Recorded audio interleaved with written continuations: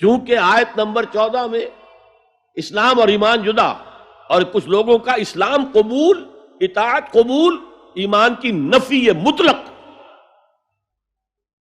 لم تؤمنوا ولما يدخل الایمان فی قلوبکم، اسلام اور ایمان کو جب علیحدہ علیحدہ اس طرح کر دیا، نیچرلی اب ایک سوال پیدا ہوتا ہے کہ پھر مومن کو ڈیفائن کیجئے. who is a مومن؟ we want to be acknowledged as مومنز. کیا پری ریکویزٹس ہیں، کیا شرائط ہیں؟ اور یہ آیت اگلی اس اعتبار سے قرآن مجید کی اہم ترین آیت ہے، a comprehensive definition of who is a مومن، جس کو اصطلاح میں کہا جاتا ہے جامع و مانع تعریف. جامع اور مانع تعریف، کسی چیز کو ڈیفائن کریں اس طریقے سے کہ کوئی شے جو اس کے باہر ہے وہ اس میں داخل نہ ہو جائے، اور کوئی شے جو اس کا جز ہے باہر نہ رہ جائے. جامع بھی ہو، اس کے تمام اجزاء اس میں آ جائیں، اور مانع ہو کہ کوئی شے جو اس سے مناسبت نہ رکھتی ہو اس میں شامل نہ ہو سکے. جامع و مانع تعریف مومن کی وہ اس آیت میں، آیت نمبر 15. انما المؤمنون الذین آمنوا باللہ ورسولہ ثم لم یرتابوا.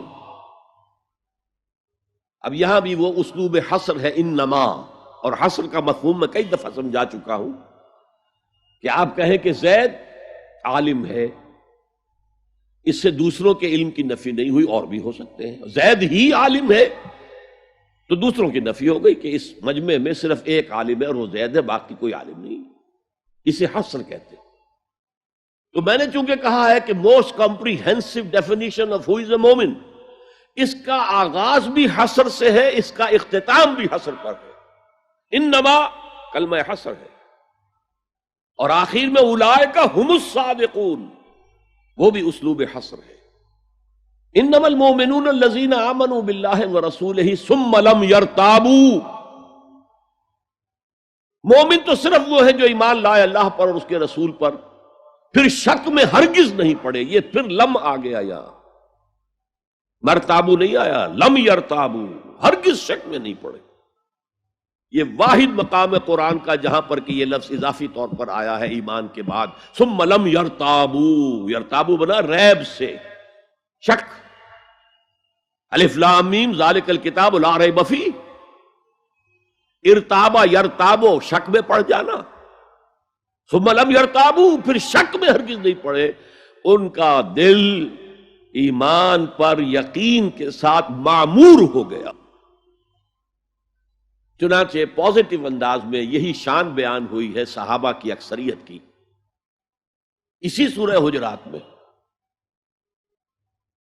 فرمایا گیا صحابہ کرام سے، وَلَٰكِنَّ اللَّهَ حَبَّبَ إِلَيْكُمُ الْإِيمَانَ وَزَيَّنَهُ فِي قُلُوبِكُمْ.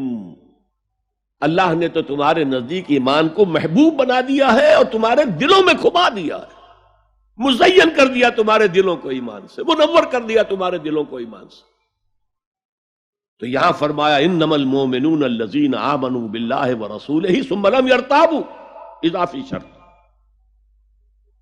وجاہدوا باموالہم وانفسہم فی سبیل اللہ، اور جہاد کیا انہوں نے اپنے مالوں کے ساتھ اور جانوں کے ساتھ اللہ کی راہ میں. یہ دوسری شرط لازم. تو یا جہاد کے بغیر کوئی ایمان نہیں. یہ جامع و مانع تعریف ہے. اولئک ھم الصادقون، صرف یہ لوگ سچے ہیں. یہ اگر دعویٰ کریں آمنا تو ٹھیک ہے، ان کا دعویٰ صحیح ہے، درست ہے، لیکن یہ دو پری ریکوزٹس پورے کرنے ہوں گے. اب اس کو میں سمجھانے کے لیے کہا کرتا ہوں کہ دیکھیے یہ 5 ارکان تو اسلام کے ہو گئے، کلمہ شہادت، نماز، روزہ، حج، زکوٰۃ. اس میں جب حقیقی ایمان دلوں میں اتر جائے گا تو ایک تو رکن یہاں اضافی ہو جائے گا، یقین قلب. صرف گواہی نہیں، صرف وربل اٹیسٹیشن نہیں، یقین قلب بھی.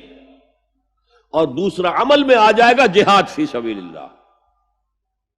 وہ 5 ارکان قائم رہیں گے. اسلام عام ہے، ایمان خاص ہے، تو اسلام کے 5 ارکان تو ہیں موجود، وہ تو شامل رہیں گے. اگرچہ ظاہر بات ہے جب دل میں یقین پیدا ہو جائے گا تو اب نماز کی شان کچھ اور ہوگی. ایک ہے چھدا اتارا جا رہا ہے، بس نماز ایک فقہی جو ہے وہ ہم نے ادا کر دی ہے، جس کو کہا گیا ہے کہ جیسے مرغا ٹھونگے مارتا ہے ایسے سجدے کیے ہیں اور گئے۔ ایک نماز وہ ہوگی جسے حضور نے کہا الصلاۃ معراج المومنین، تو ایمان حقیقی کے ساتھ نماز کی شان کچھ اور ہوگی، اور ایک اس رسمی سے اسلام کے ساتھ نماز کی شان کچھ اور ہوگی۔ لیکن وہ 5 ارکان قائم رہیں گے، 2 کا اضافہ ہو جائے گا، شہادت کے بعد اس کے ساتھ یقین قلبی، اور ان 4 عبادات کے ساتھ جہاد فی سبیل اللہ۔ یہ جو رے آف لائٹ کا جو اسپیکٹرم بنتا ہے اسے پرزم میں سے جب گزارے تو 7 روشنیاں نظر آتی ہیں، وہ تو نظر آتی ہے، 2 اور بھی ہیں جو نظر نہیں آتی، الٹرا وائلٹ، انفرا ریڈ۔ یہ الٹرا وائلٹ ہے اور یہ انفرا ریڈ ہے جہاد والی، جس میں جانیں دینی پڑتی ہے، خون کا معاملہ بھی آتا ہے۔ یہ گویا کہ حقیقی ایمان کے 7 ارکان ہو جائیں گے، 5 جمع 2، تب وہ شخص مومن کہلانے کا مستحق ہوگا۔ خليل بالقرآن هو إمامنا على هداية الله آمتنا، كلام ربنا هدايتنا، عطاء جبريل على رسولنا